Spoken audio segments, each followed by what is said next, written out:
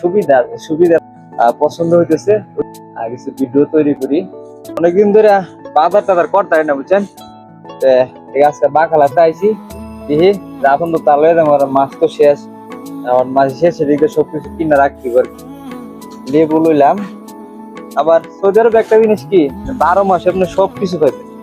12 মাস আমাদের দেশে তো সিজনে ফলে কি আছে, এই যে দেন এই পেঁয়াজের টুসা, এই পেঁয়াজের টুসা গুলা বাড়িতে থাকতে সিজনে ওই পিঠা বানায় খাইতাম আর কি। তো নিয়ে নিলাম একটা পেঁয়াজের টুসা, তরকারিতে দিলে অনেক ভালো হয় আর কি, অনেক ভালো লাগে। অনেকদিন ধরে বাজার টাজার করি না, তো সেজন্য ভাবলাম যে একবারে নিয়ে যাই, নিয়ে ফ্রিজে রেখে দেবো। আর দেখেন তো এই জিনিসটা আমার প্রিয় ভিউয়ার্স চিনেন কিনা, এটা হচ্ছে বাংলাদেশের দেশি টমেটো যেটাকে বলে, এটা হচ্ছে সেই বাংলাদেশের দেশি টমেটোর মতো আর কি, সেম টু সেম দেখতে।